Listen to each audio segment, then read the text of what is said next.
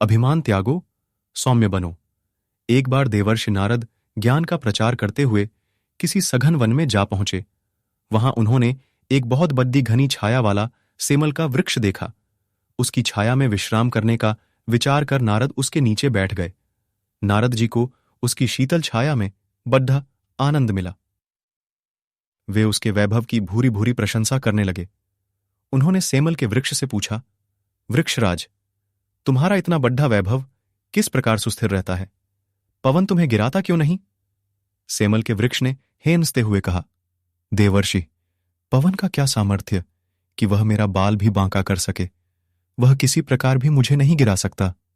नारद जी को लगा कि सेमल अभिमान के नशे में ऐसे वचन बोल रहा है।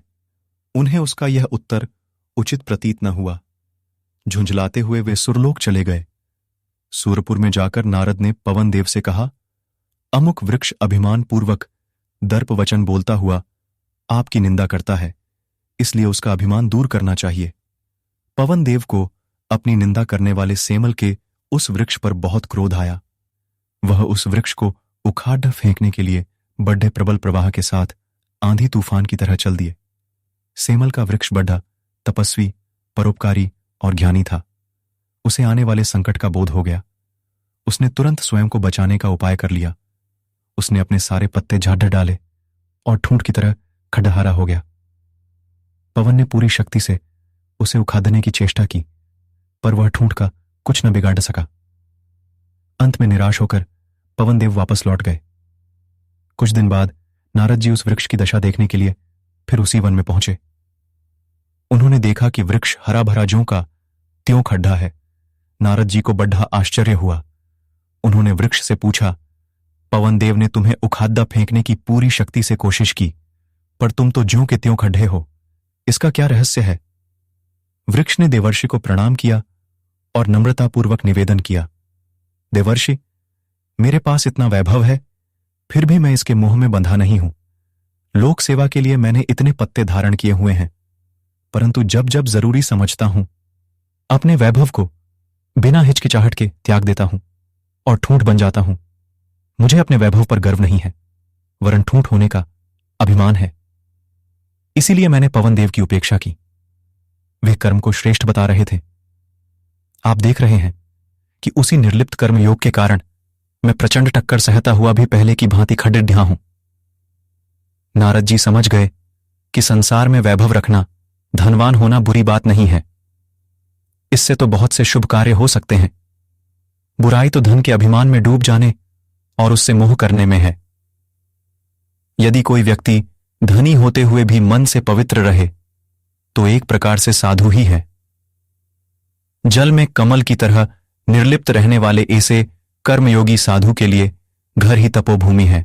नारद की युक्ति कश्यप तेजस्वी और धर्मात्मा महर्षि थे। उनकी भी पत्नी का नाम अदिति था। अदिति उनकी दिन रात सेवा करती। एक दिन कश्यप ने प्रसन्न हो अदिति से कहा, मैं तुम्हारी सेवा से प्रसन्न हूं। आज तुम मुझसे मन चाहा वर मांग लो। यह सुनकर अदिति खुश हो गई। वह बोली, हे नाथ, देवताओं ने मेरे 100 पुत्र मार डाले हैं। अब आप मुझे ऐसा पुत्र दें जिसे देवता न मार सकें। ऐसा ही होगा, लेकिन तुम्हारे उस पुत्र को सिर्फ भगवान शंकर ही मार सकेंगे। कश्यप ने अदिति से कहा। समय गुजरा। अदिति के एक पुत्र पैदा हुआ। उसके 1000 सिर, 2000 पांव तथा 2000 आंखें थीं। वह घमंड से चूर होकर अंधे की तरह चलता था, इसलिए उसका नाम भी अंधकपडी डीडीएच गया। वह अत्याचारी था। सभी उससे डरते थे। अंधक युवा हो चला था। अब उसके अत्याचार भी बढ़ते ही जा रहे थे। वह यज्ञ करने, साधु सन्यासियों का अपहरण कर लेता, उन्हें परेशान करता। फलतः धार्मिक अनुष्ठान बंद हो गए।